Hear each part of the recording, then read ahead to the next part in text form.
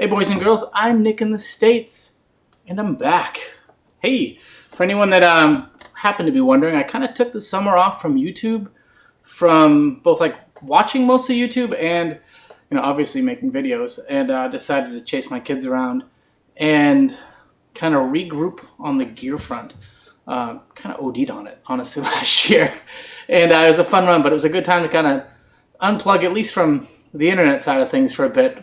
Played a bunch, taking lessons, kind of having fun with that, and, evaluate what we got. Last year was a busy year. Wow, a lot of guitars, a lot of stuff, a lot of amps, a lot of pedals, a lot of all of that. And so this year we're back, end of the summer, we're back on, re-energized, and got a bunch more stuff coming.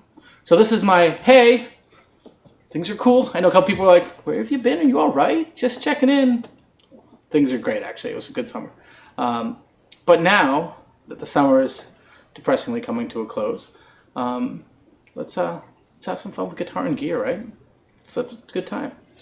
So, what's coming up? And this is just a what we're doing video for things that are coming, and to reintroduce myself to those of you that may have forgotten who the hell this guy is and my subscriptions on YouTube. Hi, I'm Nick in the States. I review guitars and gear. I've definitely got more gear than talent, but I have a whole lot of fun doing it. And when I'm not playing, I like to appreciate the beautiful aesthetic that is a guitar. Whether that guitar is a wonderful pine barncaster, like this bad boy, super sketched out, or any of the other lovelies here. And, I like to try and focus on things that cost somewhere around $500 or less, give or take, with a few glaring exceptions. So, that's what we do. Again, reminding, hi! Big hi to, Shane and John and all the other guys that have reached out over the last little bit.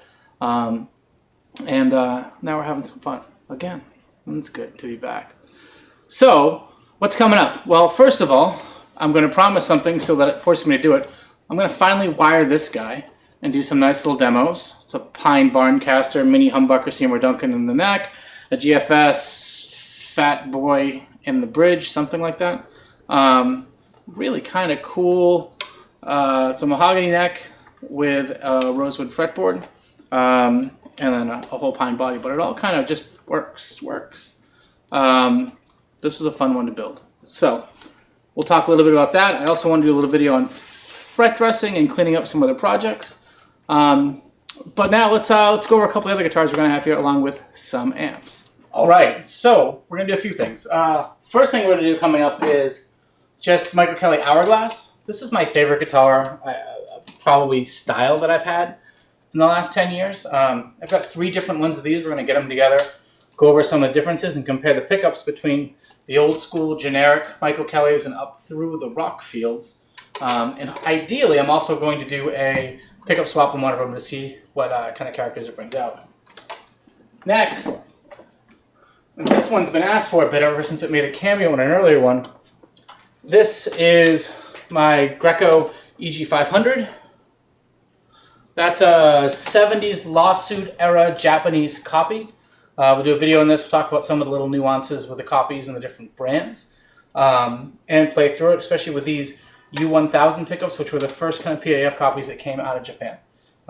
They were so faithful in their copies of 70s guitars, that this is actually a pancake body, just like the 70s Gibson were, which I think if you were planning on copying a guitar, that wouldn't be something you'd want to kind of go towards the 50s style instead of how they did in the 70s. Not Gibson's strongest point, but very cool, nice mojo guitar that actually, because it's chambered, has a slightly different flavor than your average Les Paul and is definitely more comfortable to play.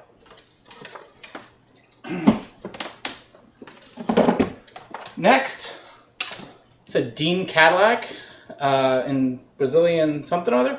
It's kind of cool. It's flame top, flame headstock, kind of Gibson Les Paul meets an Explorer type deal. I was really surprised, actually. I got talked into this by my buddy Danny, who's definitely a bad influence. That's a reciprocal relationship on that, I think, with bad influences. So we both bought these. And it's got Grovers, it's got a nice setup. It came really well fret dressed, everything out of the box. And the pickups they've got a bit of soul to them. They've got a bite, but not a shrill bite. So we'll look at this thing. I've actually been playing this quite a bit more lately, and I really kind of dig it. So anyway, cool guitar. We'll go over this, and these I've got this for $2.99 on special as a closeout, but they you can find them $300, $350 in that range. So we'll definitely take a look there.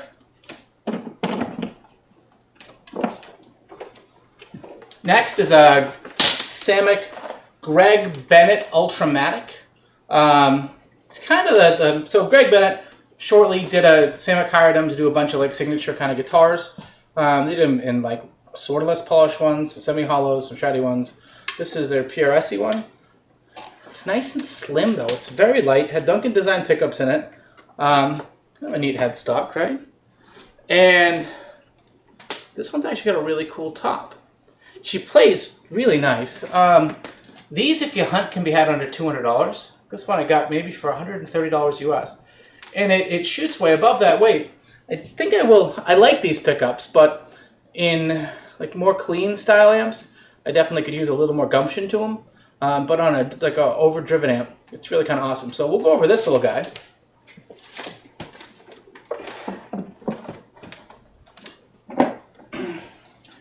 And so a popular video that I have is the 2015 Gibson's How They Lost Their Head. Well, I bought one. I will say, though, that in that video I did call out the fact that the juniors and the specials were actually a good deal because it came with the awesome flight case. It's sitting right over there. Not flight case, but the modern style luggage appointed case. And it also, you know, while it has the robot stuff, which mine does, they all gloss, nicely appointed, and the wide neck was a neat different foray for me. And in TVL, it's awesome. And I got this guitar for under $500. I think $460 or $480 with the hard shell case, which is really a steal, especially for a junior. So we'll go over this too, and we'll have at the revisionist history and thoughts on a 2015 Gibson. At the price, I really couldn't resist it. Plus, I didn't own a Les Paul Junior. I have an SG Junior, so it was kind of cool there. So that's that. Now listen, there's a few more things that we're going to do too. I've got a new Mesa Boogie Blue Angel dual rectifier combo. It's Mesa's take on kind of a Fender deluxe reverb, but it has some real funky stuff going on there too. And once again, they can be had $500-600, which is a bit of money, but it's a very interesting amp. And I actually got rid of the old venerable Blackstar HT5R head and stack in trade to pick it up. So I got a really good deal on it. Additionally, we're going to look at the Hovercraft Dwarf Knot, which we've had a lot of requests to do a video for, so we're going to go blast through that. The Fez Dragonfly, Fez is made by Randy Fay. He's out of Windsor, Ontario, Canada. And he does chassis, as you sell you, that come with the power tubes but no preamps. You can also order heads for him, head encasements. His stuff goes for $700 to maybe $1,200, but a lot of them have circuits inspired by some of the classics. I'll say inspired by, they're not direct copies, and I'm not representing him to sell them or anything, so I think I shouldn't get in any trouble, but like Trainwreck inspired circuits, or this one is a Fender Blackface on the clean, and then a Dumble Overdrive Special-ish on the drive. Once again, I don't know anybody that's actually played a real Dumble. They're like 30, 40 grand. Same with Trainwrecks. I didn't realize that they were also 20, 30, 40 grand. The guy who ran the company died, and they're really kind of now just one of those awesome museum-y kind of amps. I think Brad Paisley plays them, a few other people. So anyway, we'll go through a rundown on that. And we've got a bunch of pedals, and I'm trying to get a good pedal demo situation up to make that easy.